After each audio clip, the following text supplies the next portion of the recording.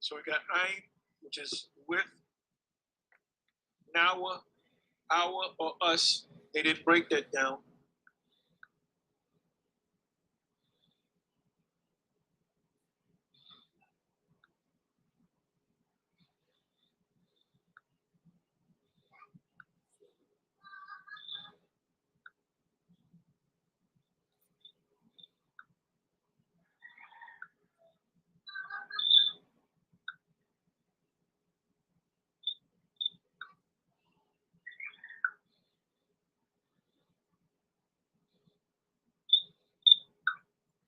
All right, Shalom. I want to give all praises and honor and glory.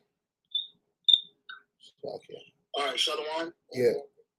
Shalom. I want to give all praises, honor, and glory to Yahweh, Bahashem, Yahweh Shai, Bahashem, Waharakah, Kodash. I want to say double honor to the apostles and the elders at Great Millstone for teaching this word in truth and sincerity and for ruling well. And salutations to my fellow Akim across the four corners of the globe.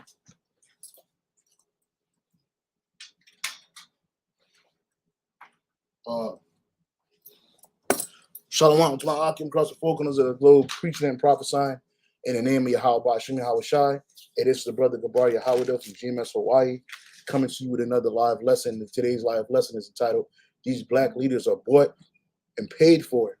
Okay, and all these so-called Negro leaders, even down to your Latino and Native American leaders, but chiefly talking about the House of Judah, you so-called Negroes in here in America and abroad, all right, the leaders that they set up for our people to follow after, to adhere to, all of those dudes are bought and paid for.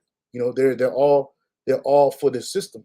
They're all for the Esau's way, because they have a role or a place in this world that they don't want to let go. And this is not the first time such a thing has happened.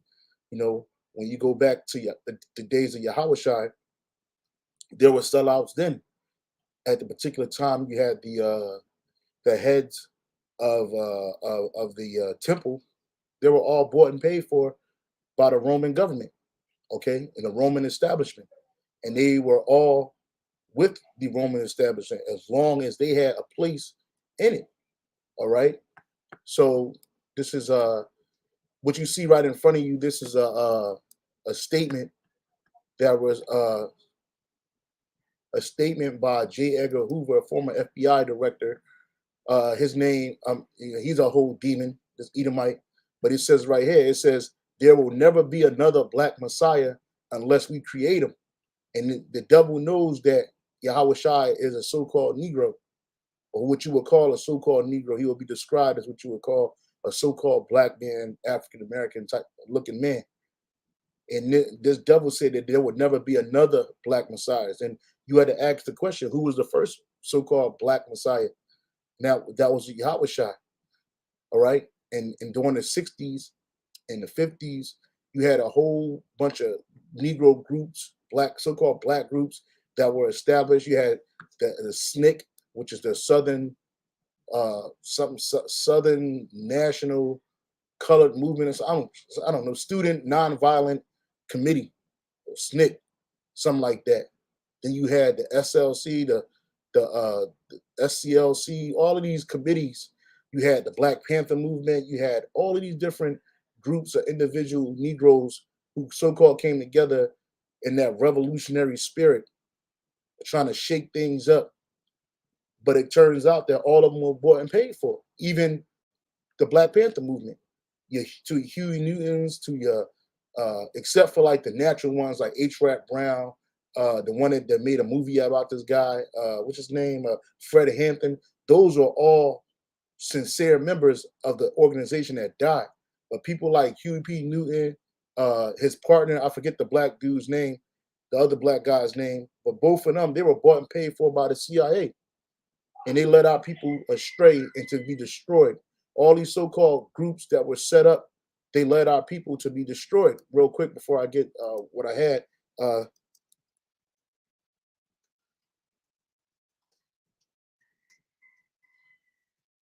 right? And this is going to be this lesson is going to go into that. This is 1 Corinthians chapter 15, verse 7. 1 Corinthians chapter 15, verse 7. Okay. That's one of them right there. It says, nah, that's not it.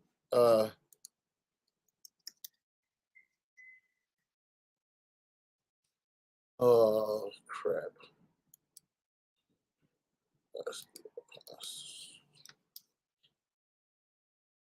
This is First Corinthians. First Corinthians 4:9. Salakia. This is First Corinthians 4:9. For I think that the Most High has set for us the apostles last, as it were appointed to death. For we are made a spectacle unto the world and to angels and to men, right? Because when the Black Panther movement started, when all of these different black, so-called black organizations, these groups of men of color were founded, they weren't made a spectacle to the world. They weren't made a laughing stock and a mockery to the world. But us, starting out with the apostles of Great Millstone, the brothers on down, and we're considered apostles because we're sent forth to go do this work. We were set up last. But who set us up? Yahweh Shem Yahweh Shai set us up. He wasn't with the whole Muslim movement. He wasn't with the whole civil rights movement.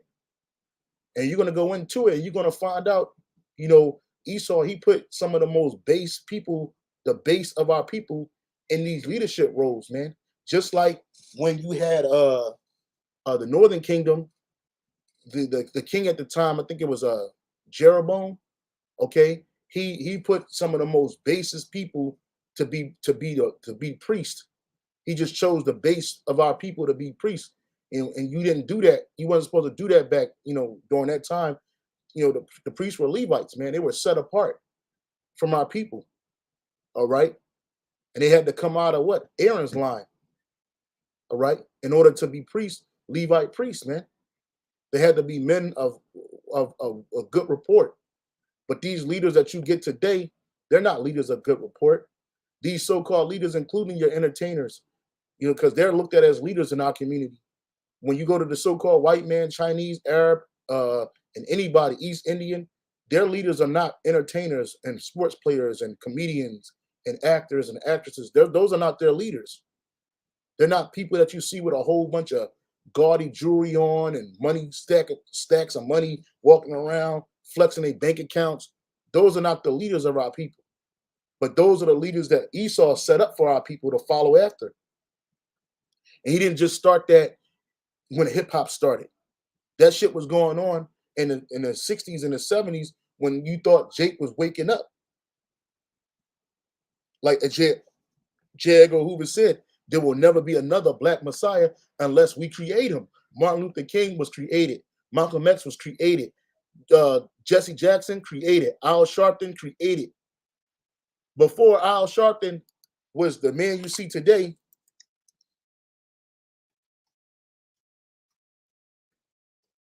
okay, you see him on Fox News with the dude. Yeah, you see this nigga on Fox News.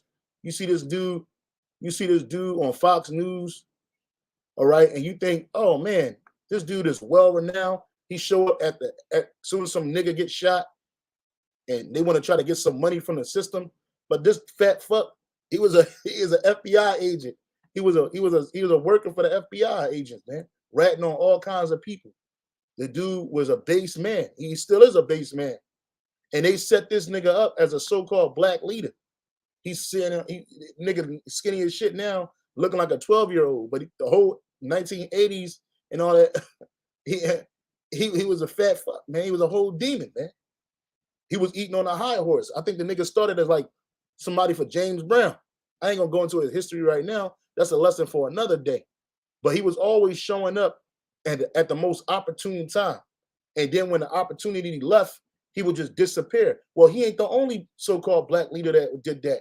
You know what I'm saying? You got your Martin Luther Kings, your Malcolm X's, and anybody else they set up. All these dudes were base men who took our people and led them into a wrong way. Real quick, this is Isaiah chapter 9, verse 16. For the leaders of this people caused them to err, and they that are led of them are destroyed. Everybody that followed Malcolm X, destroyed. Everybody that followed Martin Luther King, destroyed. And we ain't talking about you Boule members that they set as a top leadership. We're talking about the regular people, the people that were sincere about these movements. They got destroyed because what ended up happening? What ended up happening to them?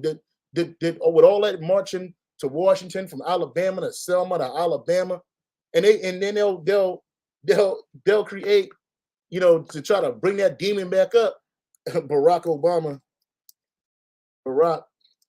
Obama at Selma.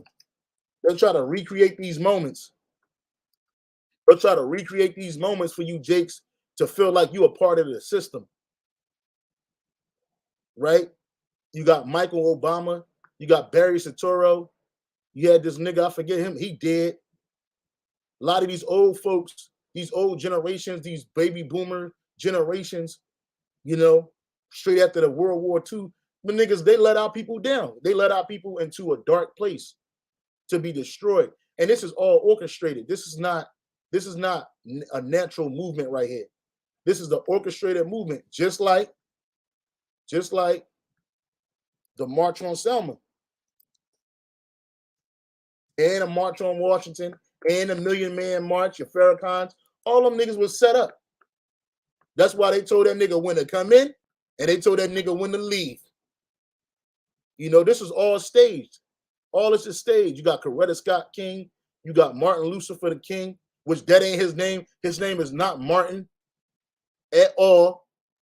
That ain't the name he was born with. Just like Jesse, I think you got Jesse Jackass. He might be amongst them. He may not be. But all these people. But then you had sincere people like Medgar Evers who got put to death behind this shit. A lot of our people lost their lives for nothing. Absolutely fucking nothing. Because in the end, these leaders that they set up, when they find out the jig is up, then they regret it. But all these people lost their lives behind sitting at a fucking segregated lunch table, sitting at a segregated toilet. And you think that, oh man, he did it for our people. But he didn't. And we're going to prove it. So again, the leaders of these people, what they cause our people to err. And everybody looked forward to Judah first, because that's in the scriptures. It said that the tents of Judah shall rise first, so that the other tribes wouldn't magnify themselves against them. And Esau know that we're the Israelites. So, like J. Edgar Hoover said, there will never be another black Messiah unless we create him. And you didn't create Yahweh Bashim Yahweh Shai. You didn't create Yahweh Shai. That's why you don't see the real men, the real leaders of Israel on a forefront on TV, being pushed down your throats. They out there on the highways and byways, week in and week out, rain, sleet, snow, cold, hot, inclement weather, sick, healthy or not, pushing the truth.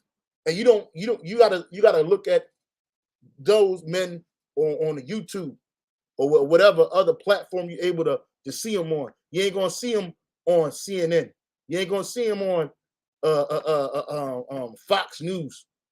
You ain't gonna see that. You ain't gonna see that. But yet you still gonna see your teachers, because you're gonna see your leaders, you're gonna see your teachers. These men, these niggas are hirelings. Just look at this nigga, man. This is Al Sharpton, man. This is Al Sharpton. See, a lot of you Jakes, you don't know this guy. You know the skinny nigga that was, this nigga. Hold on.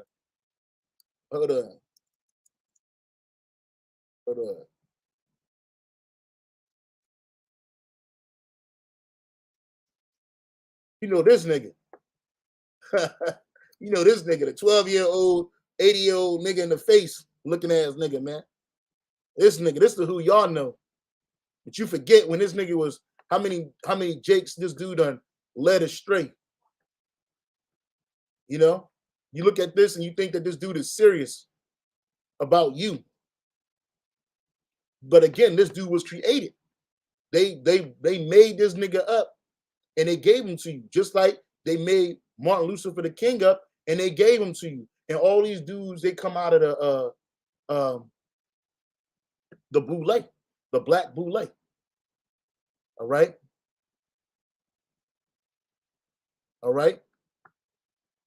And then they'll set these people up and then they'll take them out. And then you don't even know if they really killed these niggas. You don't really know. While Jake was catching hell from Esau in the south, through Jim Crow and segregation laws and all that other shit, Martin Luther King, let me see, and his wife were jet setting the world. Yeah, they were jet setting the world. Him and his wife. And they in the pool, they balling. And he said, where they get all this money from? In the 60s, when niggas ain't had no money like that. Where was they getting this funding from? Esau, man. And you simple ass niggas that was buying into it. They're eating at 5-star restaurants, balling. This is the 60s, man. 67. You know what I'm saying? In and out of Hawaii. This nigga, they living a life of luxury, man. That Esau afforded them. Esau was giving them a lap of luxury that you Jakes would never, ever have. Why? Because these niggas were bought and paid for it. I keep telling you, these niggas are not your leaders. These are not the real leaders of Israel, bro. These are fake people. Again, Isaiah 9 and 16, for the leaders of this people cause them to err, and they that are led of them are destroyed. You know what I'm saying? And you see that. So let's go into a little bit of video because, you know, again, I had mentioned the boule, the so-called Burgioses of the so-called Negroes. You got a lot of Jake in America living way better than you, and they're not championing your cause unless Esau tap them and they'll come down.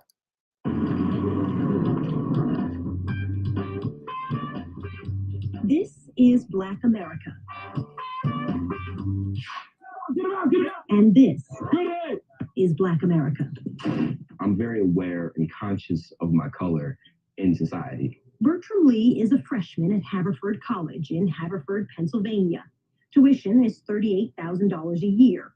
The school boasts 4 Nobel laureates, and students play croquet on manicured lawns. In a student body of nearly 1,200, there are 98 Blacks.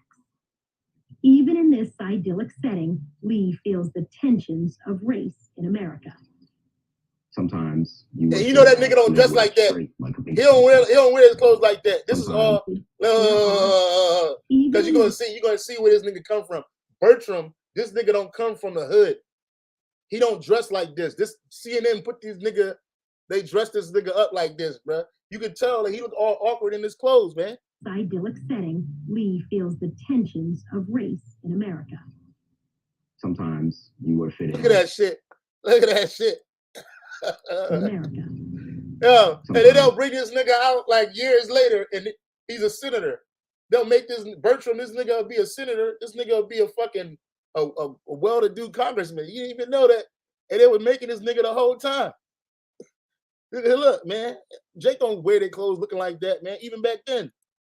You wear fitted hats. You don't wear it straight like a baseball cap. You know, like, don't be offended. You know, are you a thug or a gangster or something? I'm like, what? I look like Carlton Banks. His grandfather was a prominent judge in Baltimore. And Boule. His late father, a businessman, who owned the Denver Nuggets. Boule. His mother is a top lobbyist on Capitol Hill. Boule. Lee says she instilled in him a love for his race. Black is beautiful, man. Black is beautiful. And we're not black. That's another thing, too. We're not black. Black is beautiful, man. To you, it is. Because you're benefiting. Black, we're the Israelites, man. We ain't no people. We ain't no color. We are people of color, of hue, like the majority of people on the planet, except for Esau. But that's another thing, too. They shove this black shit down your throat like it's nothing, man. Again, this is nigga will be a future leader in Black America, man. If Black America was able to keep on going, man. People will say that now. Black is beautiful. Black is beautiful, man. Black is beautiful. People will say that now. Bertram Lee is Black and affluent in America. He says that means he straddles 2 worlds and 2 sets of expectations. From Blacks he hears, you're rich. You're a rich boy. You don't understand anything about what we go through or what the struggle is. Which he don't. He doesn't. Because there are Negroes in America, Latinos in America, so-called Native Indians, Americans in America that are living a life that Jake would have to sell out to get, man, and try to emulate on a low level, which really these niggas, they're emulating Esau. It's just like during the time of Yahweh Shah, you had a whole city called Capernaum, and they were living good, man. They weren't looking for no savior, you know. Capernaum, Slovakia. They weren't looking for no savior. All right, they thought they were already saved. Let me see what he said. Yeah, it's St. Matthew. I'll go to St. Mark. Mark 1:21. Mark 1:21. I kind of want to make sure I'm bringing out some scriptures along with this other information. Mark 1:21. And it says, and they went into Capernaum, and straightway on the Sabbath day he entered into the synagogue and taught, this Yahushua, and they were astonished at his doctrine, for he taught them as one that had authority, which he did. He had the authority of Yahushua, of his father Yahweh, and not as the scribes. And there was in their synagogue a man with an unclean spirit, and he cried out, saying, let us alone. What have we to do with thee, thou Yahushua of Nazareth? Art thou come to destroy us? I know thee, who thou art, the Holy One of Israel. And Yahushua rebuked him, saying, hold thy peace and come out of him. And when the unclean spirit had torn him and cried with a loud voice, he came out of him. And they were all amazed, insomuch that they had questioned among themselves, saying, what thing is this? What new doctrine is this? For with authority commandeth he even the unclean spirit, and they do obey him. And immediately his fame spread abroad throughout all the region of Galilee. And hold on. Salakia.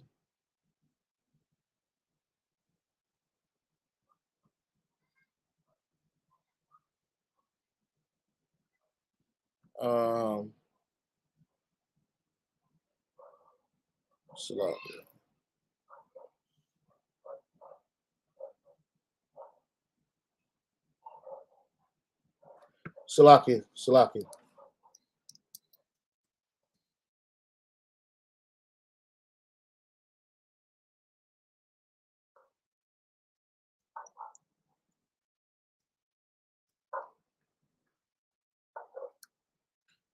So let's read this real quick. It says, this is in Wikipedia. Capernaum was a fishing village established during the time of the Hasmoneans, located on the northern shore of the Sea of Galilee. It had a population of about 1,500. Blah blah blah blah. It says cited in the New Testament, cited on all four Gospels, Matthew, Mark, Luke, and John, where it was reported to have been the hometown of the tax collector Matthew, and located north, not far from Bethsaida, the hometown of the apostles Peter, Andrew, and James, and John. Some evidence that Yahushua may have owned a home, which he didn't, own a home in the town, but it is more likely that he stayed in the house of one of his followers here. He certainly spent time teaching and healing there. On the Sabbath, Yahushua taught in the synagogue at Capernaum and healed a man who was possessed by unclean spirit. This story is notable as the only one that the common to the Gospels of Mark and Luke, but not contained in the Gospel of Matthew. Afterward, Yahushua healed Simon Peter's mother-in-law of a fever in Luke 4:38. This is also the place where Yahushua healed the servant of the Roman centurion who had asked for his help. Capernaum is also the location of the healing of the paralytic lowered by the friends through the roof. The town is referred only to as his own city. Narrative does not mention a paralytic being lowered. Most traditional biblical commentators, oh my God, his own city means Capernaum because of the details that are common to the three synoptic gospels. Salakia, bro. I was trying to look for it. But he said, if brothers can find that scripture, yeah, the water, brother, to the brother Zakar, the water, but I was having a hard time, man. I had a hard time finding it. The water to the brother Zakar, man. Yeah, it right here. It's St. Matthew chapter 11, verse 23. And thou, Capernaum, which are exalted unto heaven, shalt be brought down to hell. For if thy mighty works which have been done in thee had been done in Sodom, it would have remained until this day. And that's why, because when Jake is living good, Jake ain't thinking about the Lord. Jake ain't thinking about the rest of their people. Jake just thinking about themselves. And they weren't thinking about those miracles in which Yahweh Shai had done. Okay, let me go to that. Matthew 11:23.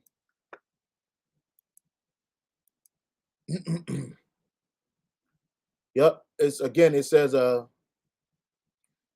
me see. It says, let's read it. It says, the unrepenting cities. Like, so Capernaum was one of them. Then began, this is St. Matthew's 11:20. Then began he to upbraid the cities wherein most of his mighty works were done, because they repented not. And why didn't they repent? Because they were living good. They didn't think they needed to repent from anything. They were proud and they were willful, man. Woe to thee, Choserman. Woe unto thee, Bathsheba, Bethsaida. For if thy mighty works which are done in you had been done in Tyre and Zidon, they would have repented long ago in sackcloth and ashes. But I say unto you, it shall be more tolerable for Tyre and Zidon at that day of judgment than for you. And thou, Capernaum, which are exalted unto heaven, shalt be brought down to hell. If the mighty works which have been done in thee have been done in Sodom, it would have remained until this day. But I say unto you that it shall be more tolerable for the land of Sodom and the land Sodom in the day of judgment than for thee. And we already know that Capernaum ended up getting razed to the ground, man. You know, and that was because of their evil, man. So let's go back to this. So you got Jake's been living big in America, man, and still even to this very moment. Everybody focus on people like people you know, like Jay-Z, Beyonce, Kanye West, all these musicians and shit. You focus on them, but there's a whole fucking underbelly of Israelites, Jakes that's with the system, and that's created to be. They're gonna be the future. They're gonna be the so-called future black leaders. And every time you check these leaders, man, you got to see what they all about and see what they pushing. What is their agenda? And normally their agenda is Esau's agenda. And for whites, you're either an affirmative action case or you're here because you're playing a sport. Dr. Carlotta Miles has known Bertram Lee all his life. She's a renowned psychiatrist in Washington, D.C. Do you think most Americans have no clue that privileged, wealthy, well-connected Black people exist in decent-sized numbers? We're invisible. Why? Because we don't match the stereotype. The stereotype for Black Americans is poverty, failure, victimization, and mediocrity. These are great. Dr. Miles, a mother of three, emphasizes success in her home with a family hall of fame. The hall is covered with photographs dating back to the 1850s. That's my dad and his colleagues. These are all doctors. And that's Grandpa Henry. Basically made a fortune before the Civil War. This is my beloved grandmother. Look at these These niggas. people all had graduate degrees at the time when most people didn't have a college degree. Achievements made despite the racism that existed then and now. This was our Created the Tuxedo Ball. That's what this tells me. a place for privileged Black children to mingle and make professional connections. Bertram Lee believes it will help his future political career. Look, told you he's gonna be a future leader. Did I tell you? This is the nigga that they will have you looking at the new Martin Luther King. They'll have you looking at the new Michael King, because that's Martin Luther King's real name, Michael. And Martin Luther King came out of the same type of crowd. His father was part of the Boule. His father was a Boule member, and so was Martin Luther King. And Martin Luther King was a Boule member at a young age, man. That means he was born into that shit. Salakia, I'm trying to look for this book. If I can find it. Books back here. Just bear with me. If I can find this book.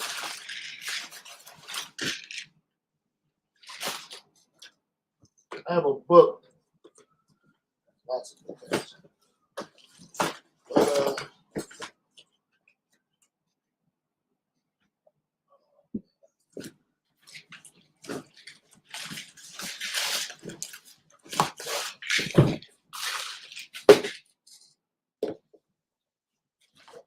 Yeah, this book right here.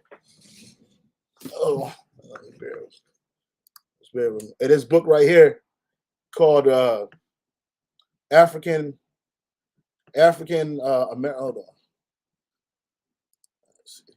American Fraternities and Sororities, right?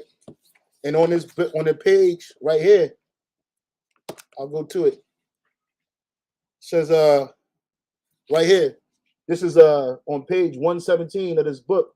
It says in 1958, a remarkable insightful and powerful speech on the importance of the Boule and the challenges it faced, Archon Alonzo J. Moron, president of Hampton Institute in Virginia, was biting in his criticism and his insistence for action, speaking at the Grand Boule that convened on his campus. Moran said, hold on. What was one of the key?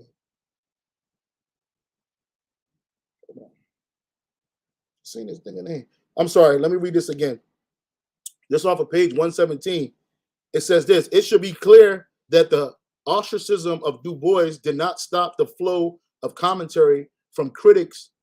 Indeed, significant changes in national policy heightened the demand and enthusiasm to involve the Boule in the civil rights movement. Among these policy changes were the Supreme Court's unanimous decision in Brown versus the Board of Education in Topeka, Kansas, 1954, which outlawed racial segregation in public schools. Highly publicized integration efforts, such as those in Little Rock, Arkansas, in which Archons took major leadership roles. In Montgomery bus boycott in 1955 and 1956, which launched the career of Archon Martin Luther King Jr. So this nigga was a setup. This nigga King, Martin Luther King was part of the inner circle, man. You know what I'm saying? And it's a whole chapter on these niggas because they had an argument. They didn't even want to get into the civil rights movement. These niggas didn't give a fuck that the lower class Jake were fucked up and jacked up out here. They didn't care. Just like they don't care now. They didn't care then. They don't care now. They were set up. They put these people into these roles, man, and put them on the forefront and had you thinking, oh, man, Martin Luther King is a man of integrity. Oh.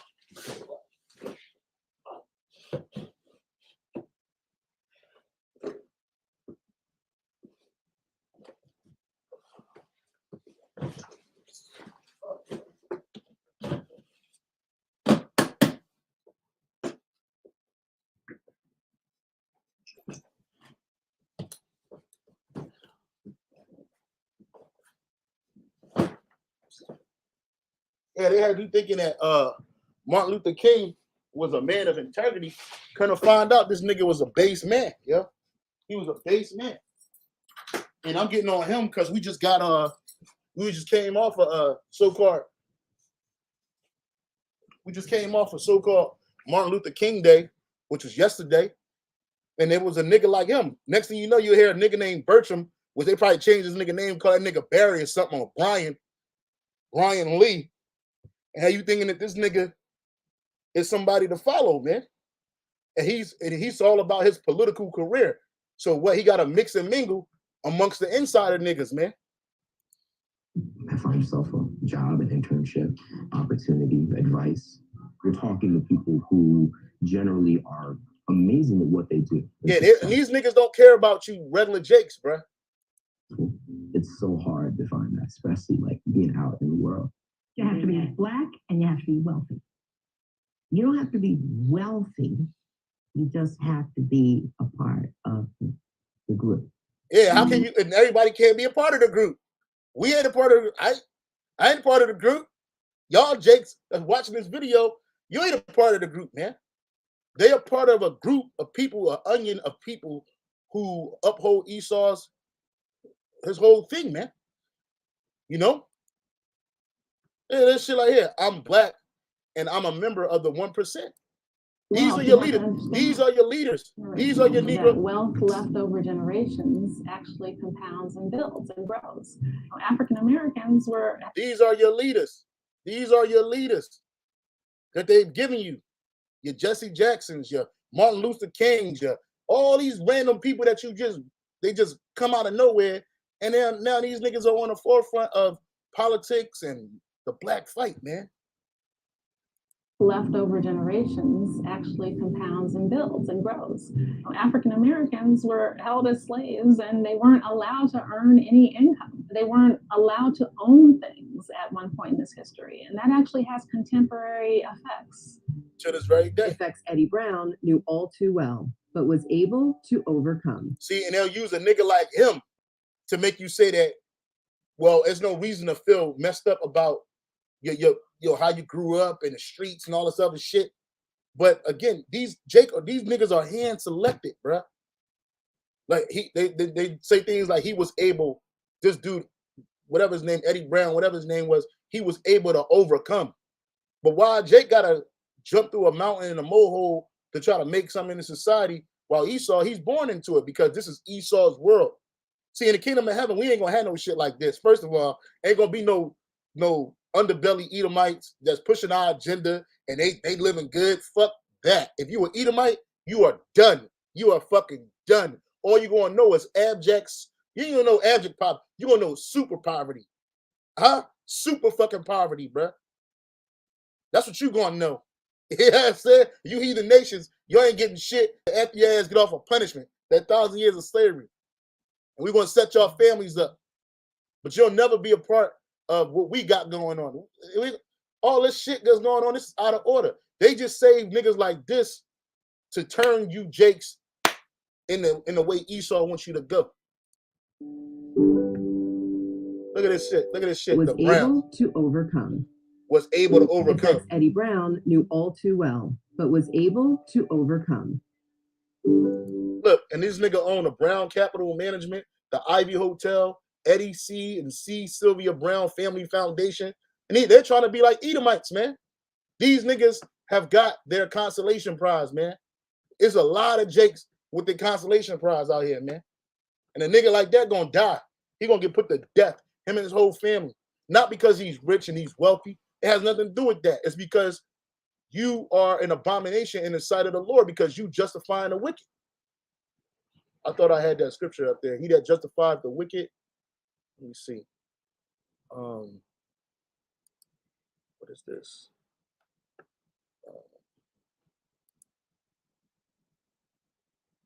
Yeah, this Proverbs chapter 17, verse 15. He that justified the wicked and he that condemneth the just, even they both are abomination to the Lord, Yahweh Bashem Yahushua. And that's what niggas like Eddie Brown, Martin Luther King did, Malcolm X. In the end, what did Malcolm X do? All that talking about Whitey, there's a devil, and all this other shit. And what did he end up doing?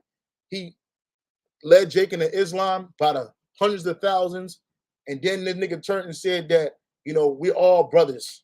You know what I'm saying? You see how that nigga was he sold out. He sold out. And that's what people like Eddie Brown and his wife, Sylvia Brown, And the rest of these sellout niggas, that's what they do. They sell you jakes out, man. This is Luke chapter 11. What was it? Is 11? I think it's 11 and 26. Might be 6:26.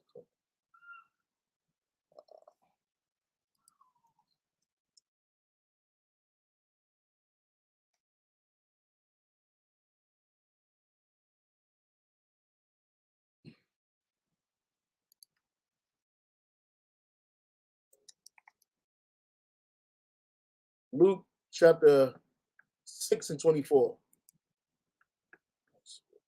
Luke chapter 6, verse 24. Luke 6 and 24. It says, but woe unto you that are rich, for ye have received your consolation, which that word goes in a comfort. See, our consolation is in Yahweh Shem Yahweh Shai. You know, our comfort knowing that we're going to get the kingdom, knowing that we got a chance at salvation, a hope and a chance at salvation, knowing that we're the Israelites and that where our true office and mindset lies in, which is the truth in the Yahweh Shem Yahweh Shai. That's our comfort, even though we still catching hell down here. But you jakes that are wealthy, you that are rich in this world, when you look up that term for rich, okay, in the Greek, it says I'll just let it play. Strong's G 4145 plusios. Yeah, plusios, and it says wealthy. And we're looking at some of them niggas. You looking at some of them. Hold on. You looking at some of these niggas, man. Wealthy. These niggas are wealthy. Did y'all see the houses? I don't know if I showed y'all the houses. These niggas are living like Rothschilds, bro. Hold on. These niggas had estates, bro. Yeah. Let me show you this shit real quick. Niggas got estates.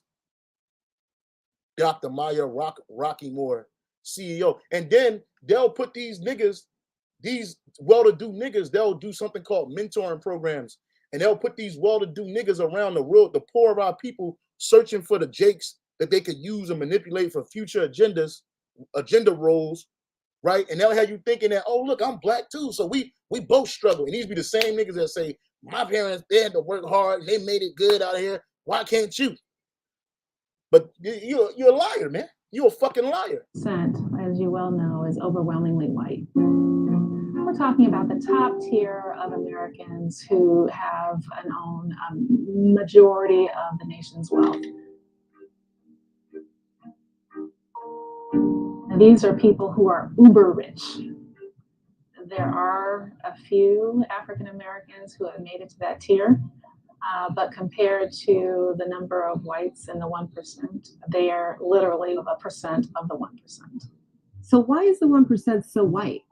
It has to do with something called the racial communities of color to get Our pastor, another country, as I said, family, and his wife still was able to overcome. So you see a nigga like this and you think that, oh man, anybody can make it.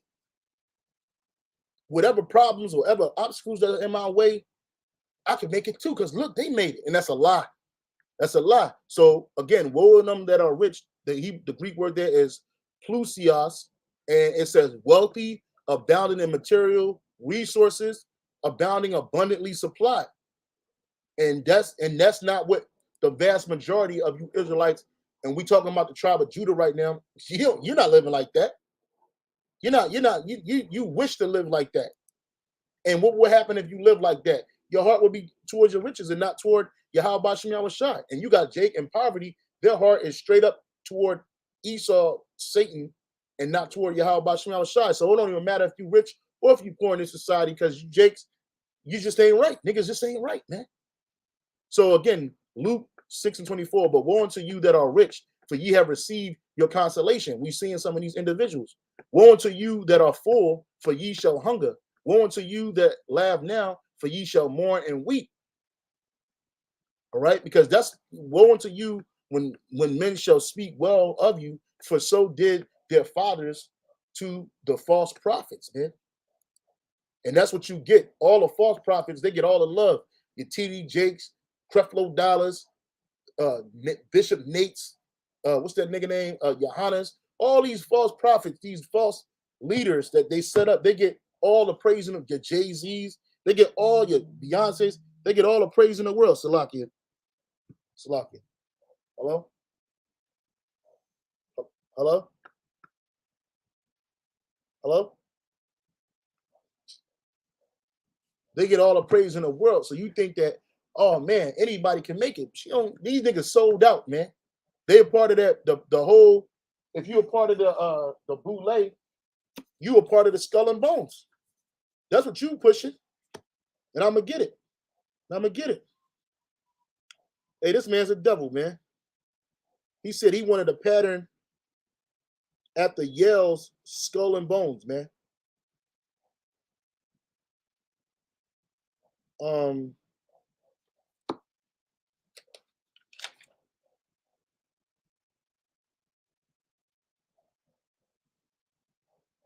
Yeah, right here. It says Henry Mitten was the founder of Sigma Pi Phi, or the Boule. Mitten thought that the Organization for Black, Learned, and Professional Men should be a fraternity in the true sense of the word, one whose chief thought should not be to visit. Listen to this. Listen.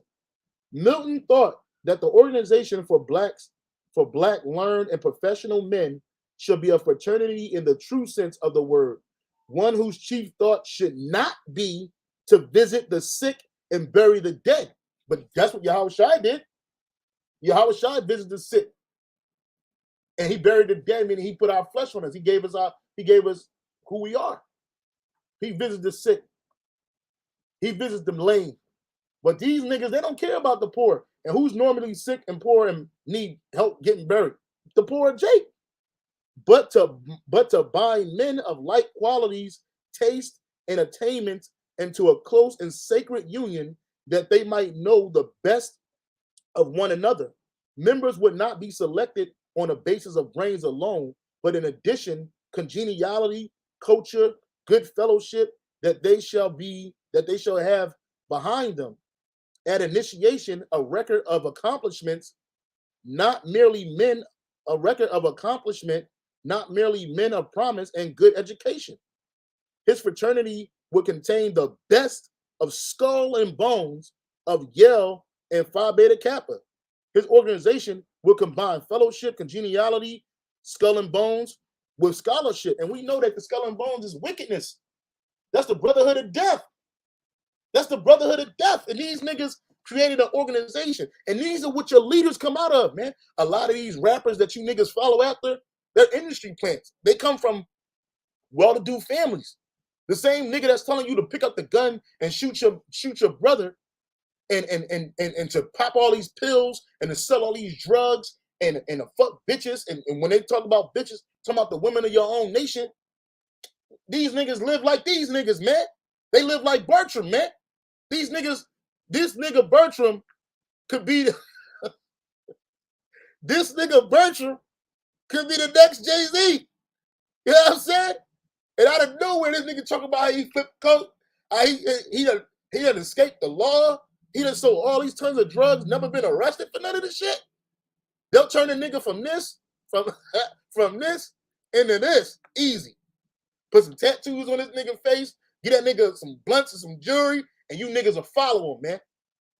Because again, your leaders, especially these black leaders, and leaders, they come in all forms, man. They don't just come from high political office, mid-political law. They don't just come from that. They come from the shit that you niggas like. Music. Niggas love music. So put a bunch of your leaders there. You niggas love entertainment. Put a bunch of your leaders there. And then a nigga like this, he'll become a fucking super thug. And then you follow this nigga to be destroyed, man. You know what I'm saying? Shit is out of order, man. Shit is out of order. Let's keep on playing it.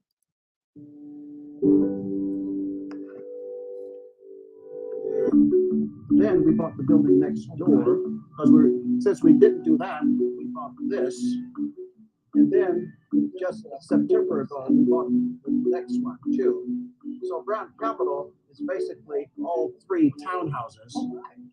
Today, Eddie is the CEO of Brown Capital, a firm with over $8 billion. And you don't know what this nigga life was. They say he achieved all this shit, but that nigga had to have some help, bruh. Ain't no way that this nigga came out of the projects. Well, like even Bill Cosby came out of Richard Island projects, and that was terrible. That was in Philadelphia. And he became a black bootleg. And what you see they did with that nigga, he just an entertainer, threw that nigga in prison. But you ain't never heard of Eddie Brown. I bet none of you ever heard of this nigga named Eddie Brown. Dollars in assets under management, along with assets under CEO of Brown Capital, a firm with over $8 billion in assets under management. Along with his wife Sylvia, the Browns are hoteliers, patrons of the Black arts, and philanthropists.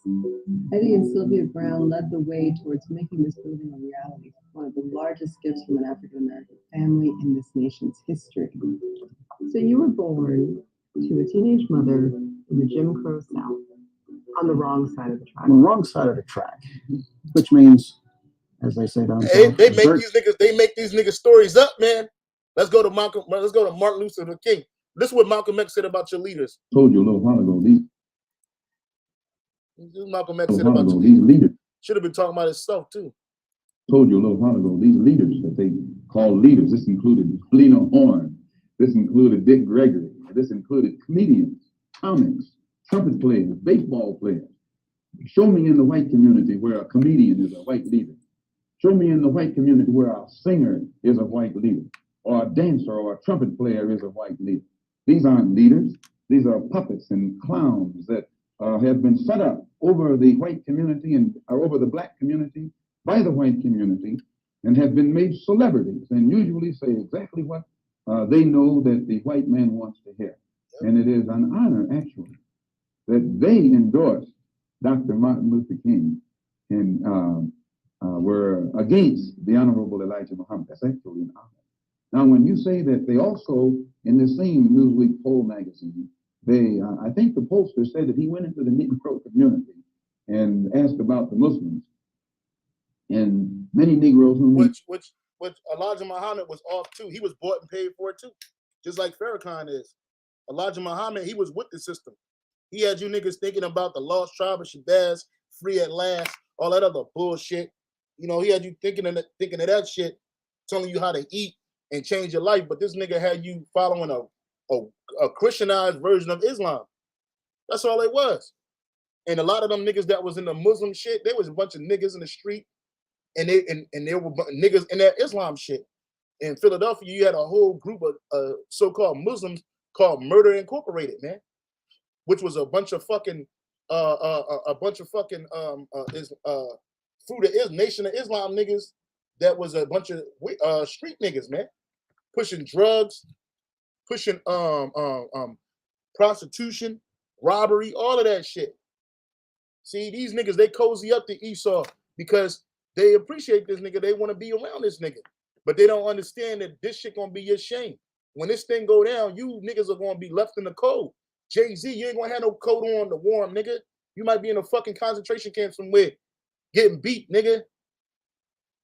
You know, sucking on some dick, trying to do Esau's will, man. You know, y'all niggas put stock in people like Rihanna because she all of a sudden this bitch became a billionaire. Everybody all big. Billions ain't nothing. These niggas are, even that nigga Eddie Brown. That nigga Eddie Brown, he's a fucking welfare case. He might got more than us. This nigga's a welfare case. And he old as shit, and he about to be out of here. If he ain't already dead. Let me look at this nigga. He about to be out of here, so they got to give that money to somebody else. His woman already look like she's about to die. She done, she done gave up the ghost. You know what I'm saying? Because she done did all that wickedness, and you can tell on them niggas, man.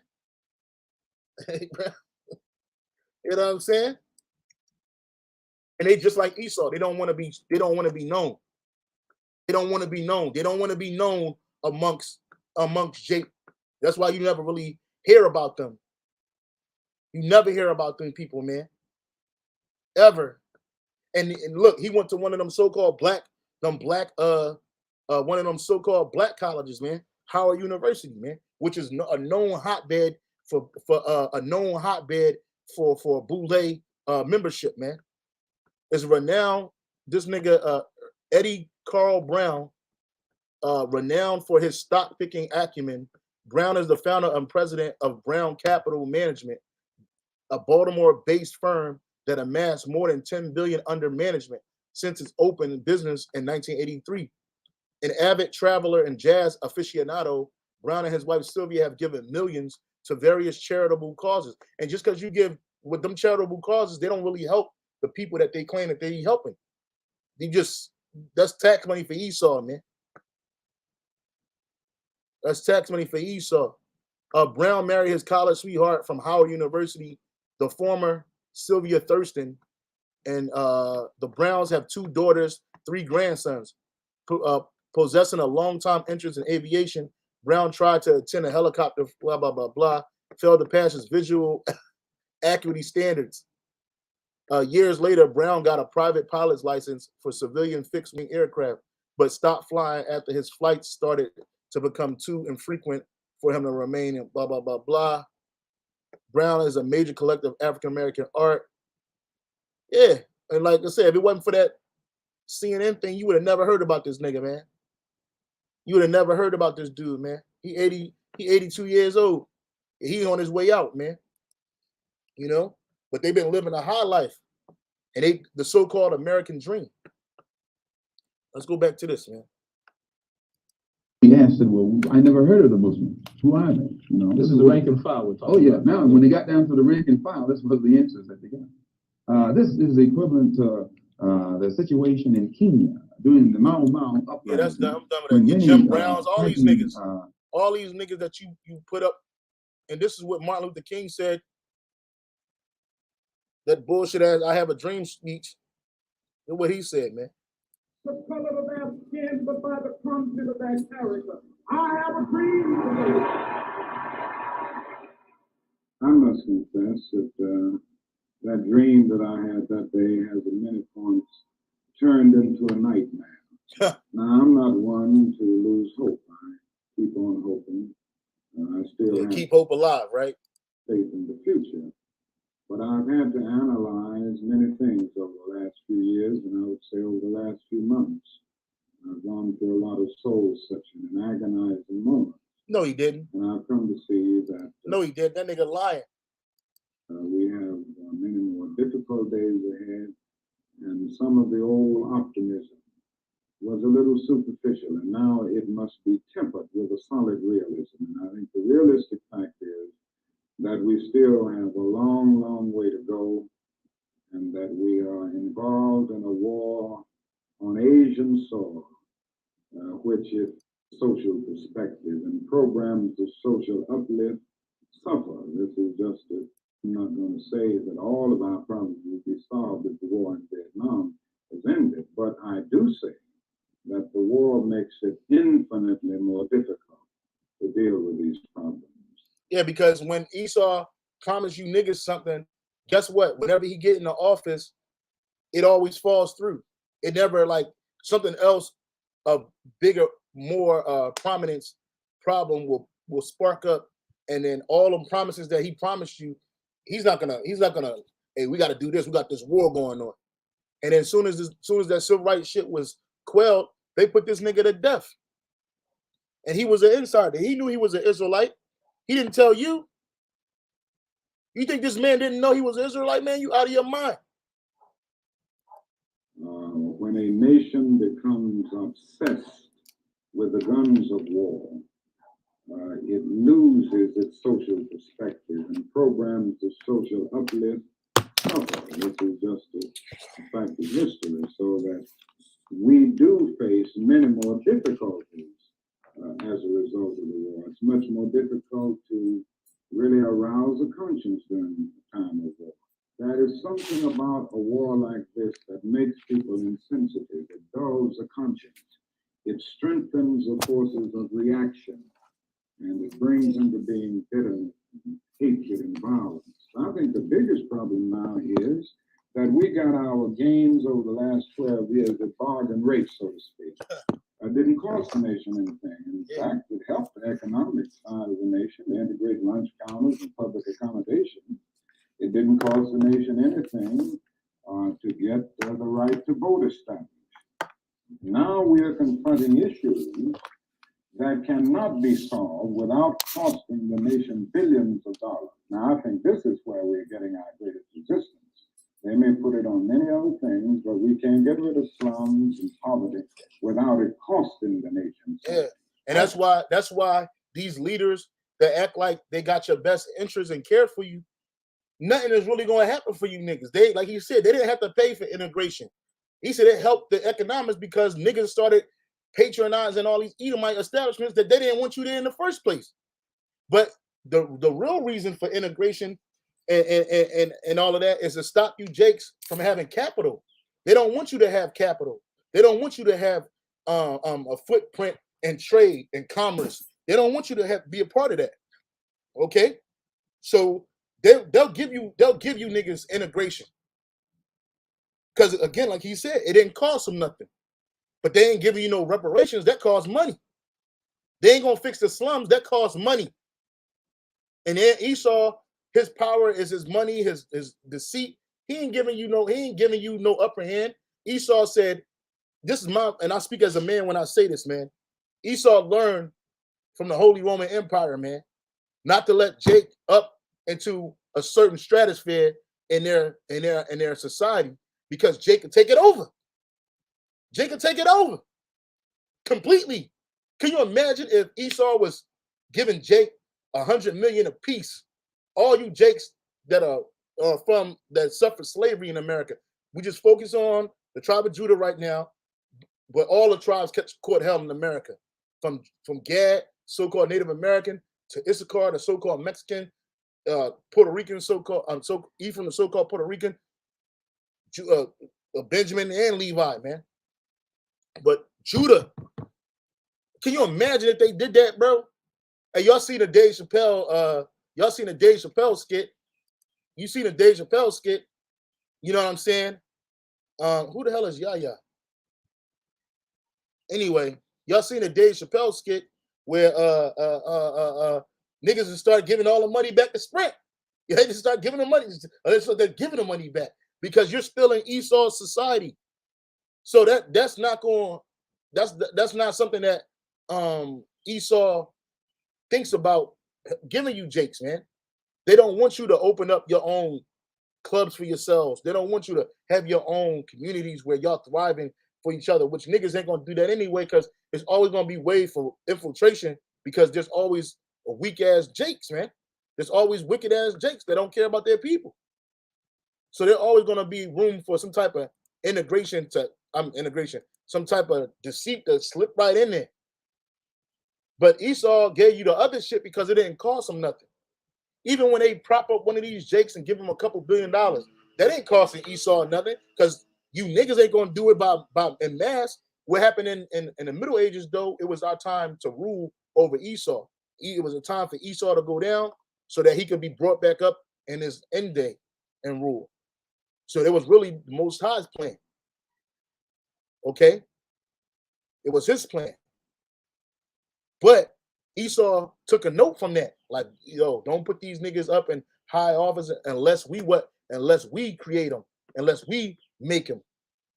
Because if Esau makes you, you got to do what he tell you to do. You got to do what he tell you to do. All right? So again, it don't cost them nothing. When it start to cost them, that's when Esau got a problem. The nonviolence is really the only way that we can follow, because violence is just so self-defeating. A riot ends up creating many more problems for the Negro community than it solves. You can, through violence, burn down a building, but you can't establish justice. You can murder a murderer, but you can't murder through violence. You can murder a hater, but you can't murder. Violence is a good thing, but not in the sense that we're in captivity. So any amount of violence that you try to bespoke on your own, at your own accord, you always gonna lose because this is this man's society. This is another one. This because I wanted to show how these leaders that they give you, they're a bunch of despots, man. They're a bunch of the worst kind. Let me get some scriptures real quick. This is Micah 3:11. The heads thereof judge for reward, and the priests thereof teach for hire, and the prophets thereof divine for money. And that's what you got going on right now. Yet will they lean upon the Lord Yahweh Bashim Yahushai and say, is not Yahweh Bashim Yahushai among us? None evil can come upon us. And that's what they tell you, not realizing that evil is coming upon you and that Yahweh Bashim Yahushai is not with them. Okay? Like Nate telling you that, what does he say? He told that Benjamin, my brother, he told him that the Jacob's trouble is not going to happen. We just going to be walking and get beamed up. You out of your fucking mind. But this is Jackie Onassis on Martin Luther King. And it's well documented, bro. This ain't trying to besmirch this nigga name. It's well documented that this nigga was a weirdo, man. He was a sexual deviant, man.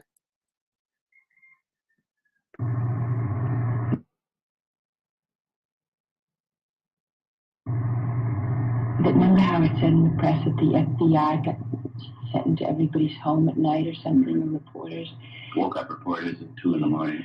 Well, Bobby was talking something about how awful J. Edgar Hoover's been since Jack died, and, you know, the way he curries favor with Lyndon Johnson by sending him all these awful reports about everyone. Bobby said that he'd always, you know, tried to deal so nicely with Hoover, and anything the FBI ever did well, it was fine with him if Hoover took credit for it, and anything the FBI ever did badly, you know, Bobby would take credit for it. And that was all the FBI, not Bobby, who sent those people in, you know, which was what really caused an awful lot of the bitterness against Jack, wasn't it? Yes, no. I mean, I can't remember who they wrote up or what reporter they would be waking up right now, but you know, Jack being upset at that. Ivan Goldberg was right next to go in this SEAL thing, and Ted Sorensen was. Would you say that he was madder over this than anything else on any other occasion in the administration? I think just after Roger Blau came in his office, or sometimes after the Germans had done one, see how you could, you know, then he was working at like a chessboard and this and that. Was he mad? You know, I guess to expect Barnett to act differently from the way. To begin with, there was never rage there. It was night, and at 5 o'clock in the morning, the phone rang. And I guess he'd just gone back to the White House after staying up all night. And, you know, I was so touched that he called me because he just wanted to talk. And he said, oh my God, he wouldn't realize what it had been like. And I guess when, you know, when tear gas started to run. Something he talked much about. You know, so for such a long period of time.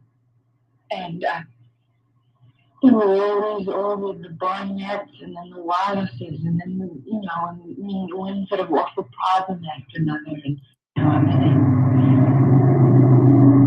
and what did he think of the Negro leaders, Martin Luther King? The other mention? Well, I don't know what I do know what he thought of him later. Well, he said what an incredible speaker he was during that Freedom March thing. And, you know, when he acknowledged that having made that call during the campaign got them.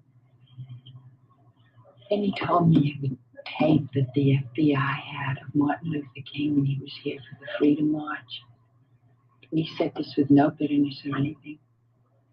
How he was calling up all these girls and arranging for a party of men and women. I mean, sort of an orgy in the hotel and everything. Martin Luther King? Oh, yeah. At first he said, oh, you know, and I said, oh, but Jack, that's so terrible. I mean, that man is, you know, such a phony then. You know, this was when there was just one girl. We had the conversation. Jack said, oh, well, you know, he would never judge anyone in any sort of way. Oh, you know, he never really said anything against Martin Luther King. Since then, Bobby's told me of the tapes of these orgies they have and had Martin Luther King make fun of Jack's funeral. He made fun of Cardinal Cushing and said that he was drunk at it. And things about they almost dropped the coffin. Well, I mean, Martin Luther King is really a tricky person, but I wouldn't know. He never said anything against Martin. Yeah, there you go, man. This nigga was a demon, bro. He was a sexual deviant. And here's some more information. I'm MAK scholar, and I'll never be able to view King in the same light. It says, if these FBI, it says, David Grohl, the Pulitzer Prize winning biographer for Martin Luther King Jr., has unearthed information that may forever change King's legacy. In an 8,000-word article published in British periodical Standpoint magazine on May 30th, Garrow details the content of FBI memos he discovered after spending weeks of sifting through more than 55,000 documents. Blah, blah, blah, blah. The most damaging memos describe King witnessing a rape in a hotel room. Instead of stopping it, handwritten notes in a file say he encouraged the attacker to continue. King was once thought as a saint beyond reproach. After his death, it eventually emerged that he was a womanizer. If these FBI files are accurate, and I have good reason to believe they are, we now have to ask the unthinkable. Was King an abuser, and what might this mean for the legacy? Says King's sexual exploits. It says soon after King's death, several members of the inner circle, including Ralph Abernathy, started publicly discussing King's philandering. At the time, many justified his behavior by saying it was no different from the biblical David writing his Psalms by day, only to be relieved at night by his concubines. Others pursued a line of defense extended to JFK. What someone does in their own time isn't public business. Garrow outlined of several King's marital infelicities in 1986 biography, but he often spared the names of women involved to protect their identities. Finally, in 2010, Kentucky State Senator Georgia Davis Powers recounted her intimate relationship with King in her book, I Shared the Dream. Yeah, she did. This bitch got fucked 3 ways to Sunday. See, y'all, that's something I need to tell you brothers too. When y'all look at these old, videos, these old 1960s and 58 movies and shit, hey, y'all be seeing a black woman with a dress on and she look all wholesome and shit. Nah, bruh, they were whores, man. They were straight up sluts. I mean, just like you see today, except they put it on blast. You see that shit today.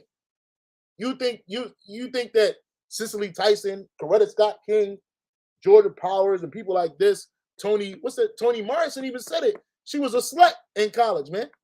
Toni Morrison said that she was a whore and she loved it. She loved it. Toni Morrison, bro. Toni Morrison, another black leader, a black literate, whatever they call that shit. Hold on. She said she was a whore and she loved it. She said she was I think her name is Morrison. She's yeah, this y'all can't really see her. I'm trying to look for the video. She said she was a slut, man, out of her own mouth. I don't know what the video is, but this is the chick, Toni Morrison. So you can see this old bitch. You see this chick right here? You can look her up, Toni Morrison. Yeah, she's a known literate. And they were all a bunch of despots, sexual deviants, man. Sexual deviants, man. Said the nigga had orgies, man.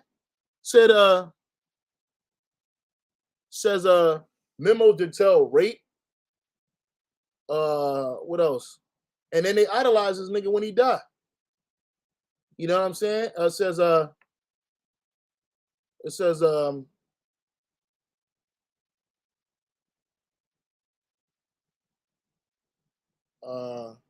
says started in 1963 and continuing to his death, the FBI had been tracking King's every move. FBI surveillance of King began with the goal of uncovering the relationship of King and his closest advisor, like Stanley Levison. This is an Edomite, so-called Jew that wrote that I Have a Dream speech with communists. But over time, the FBI started to fixate on King's sexual exploits. In an era of lenient surveillance laws, J. Edgar was able to gain unmitigated access to King's personal life. That agents knew that King and a group of included Baltimore pastor, that King and a group including Baltimore pastor Logan Curse were going to be staying at the Willard Hotel in January 1964. By bugging the room, they were able to listen in on King and at least 11 others participate in what the FBI members described as an orgy. The same nigga, I have a dream today. He was busting off on bitches, just doing nasty shit, being an evil dirtbag, man. And remember, I was telling you earlier that a lot of these leaders, they have a cult of personalities, meaning that the names that you believe are their names, that's not who they are. This Jesse Jackson, original name was Jesse Lewis Burns. But he according to this, Jesse adopted the name of his stepfather, Charles Jackson, at about the age of 15. A good student in high school, Jesse was elected the class president, blah, blah, blah, blah, blah. So Jesse Jackson, that ain't who he is. This nigga Jesse Lewis Burns, man. Even Martin Luther King. Even this nigga. His name is Michael, not Martin Luther King. Hold on, let me see if I can find it. Yep, King's birth name was Michael, not Martin. King was born Michael King Jr. on January 15th, 1929. Okay, and in 1934, however, his father, a pastor at Atlanta's Ebenezer Baptist Church, traveled to Germany and became inspired by Protestant Reformation leader Martin Luther. As a result, King Sr. changed his own name, as well as that of his 5-year-old son. I wonder why. King received his doctorate in systemic theology.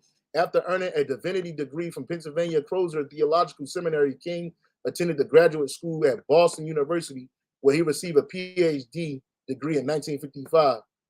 The title of his dissertation was A Comparison of the Conception of God in the Thinking of Paul Tillich and Henry Nelson Wiseman. Man, get the fuck out of here. King, I Have a Dream speech was not his first at the Lincoln Memorial, blah, blah, blah, blah. Yeah, so this nigga was a demon, man. And y'all celebrate these niggas. Hey, the scripture says this about wicked men. It says the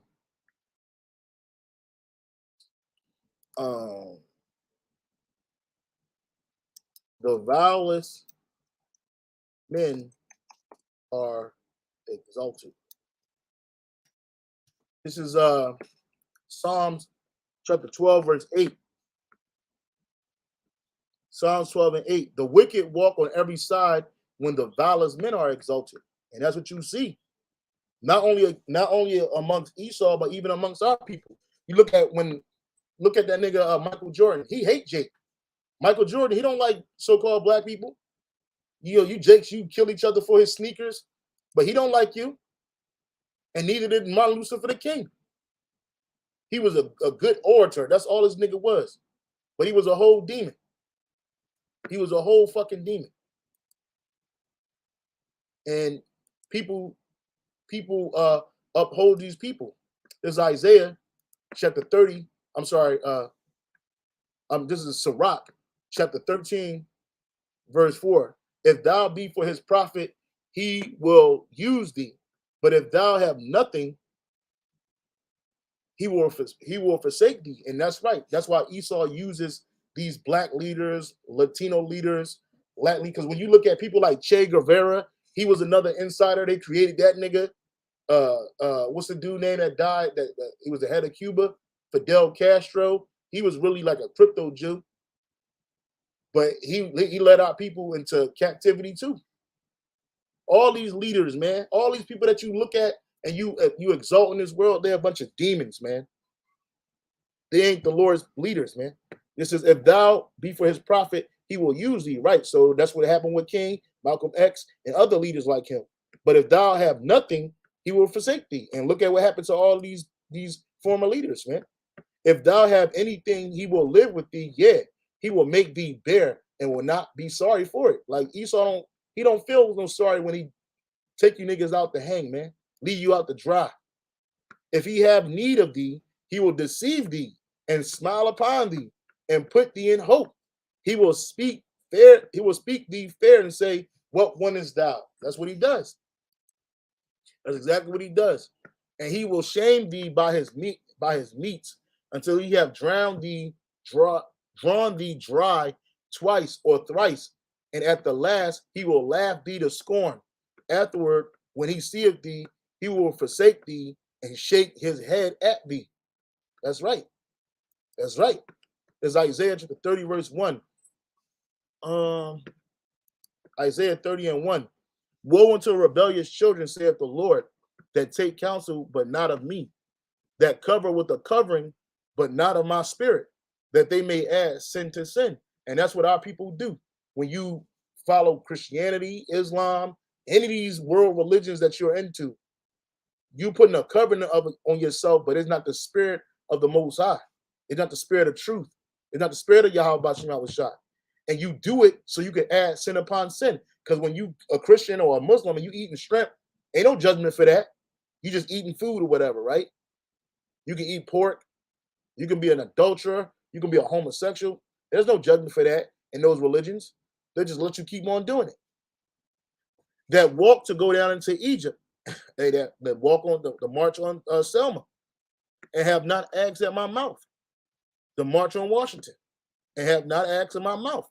That's what those walk. You walk to go down into Egypt, and have not asked at my mouth, to strengthen themselves in the strength of Pharaoh, and to trust in the shadow of Egypt. Therefore shall the strength of Pharaoh be your shame, and the trust in the shadow of Egypt your confusion. Verse 5. They were all the shame of a people who could not profit them, nor be in help nor profit, but a shame and also reproach, because at the end of the day, Esau can't profit you. He can't help you. He ain't gonna help you. These so-called black leaders, I showed you 2 videos already where these nigga devils, they don't care about you. They care about their own. They don't care about you. These niggas don't give a damn about Jake. I don't give a fuck how much money they pour into the economy. That's Esau's economy. It's not directly helping Israelites. It's not. It's not at all. Bob Johnson, Sheila Johnson, none of these people care about you, Jakes, man. They can't help you. I'm gonna end it off with the conspiracy to kill Yahweh Shai. And this is the mindset of the niggas back then, these elite niggas back then, as well as these elite niggas today. This is St. John 11 and 47. Then gathered the chief priests and the Pharisees a council and said, what do we? For this man doth many miracles. For this man doth many miracles. Salakia. Yeah, for this man doth many miracles. If we let him thus alone, all men will believe on him, and the Romans shall come and take away both our place and nation. So that's all them niggas really cared about. They didn't care that the Messiah was here on the scene, and they knew that he was doing all these miracles. All they could think about was themselves. So what they do, they plotted to kill him. From that moment on, they said, we got to get him up out of here because they're going to take away our place. Notwithstanding, your place was taken anyway, nigga. Jerusalem was razed to the ground between 66 and 76 AD. Razed to the ground. So your place was going anyway. And you set up Yahweh Shai to be murdered because you wanted to keep your place. That's the same way these niggas today are doing, man. But your place, just like it did in 70 AD, was erased, is going to be erased here. All that money, all that wealth, all that influence, all that selling out, it's going to be burned. Your annulment with your covenant with death is going to be annulled, disannulled. Okay? And that's the truth, man. So, brother GMS Cleveland, judgment shall come by Jeremiah 6:15. Were they ashamed when they had committed abomination? Nay, they were not all ashamed, neither could they blush. Therefore they shall fall among them that fall. At the time that I visit them shall be cast down, saith the Lord. So you're going to be destroyed right along with Esau's kingdom, man. His whole system. You're going to be destroyed right along with him. And it's just proof to show you that I ain't mean to make it an hour and a half long. I know most Jake's not even going to watch this. But look, man, these leaders that they set up for you, they're nothing but sellouts, man. And they don't have your best interest. It's Jeremiah 3:15. And I will give you pastors according to my heart, which shall feed you with knowledge and understanding. Exactly. And those pastors who's after the Most High's heart, are the apostles and elders of Great Millstone, starting off with them and going down to the brothers, the bishop, elders, to the elder brothers, the leaders of the camps. These are the men that were set up. Lord willing, we are the men that were set up to give you the truth, man. Because we're giving it to you according to the mind of the Most High, not according to the mind of Esau. Okay? Hey, so with that, I hope you were edified. With that, I will say shalom and on to the next.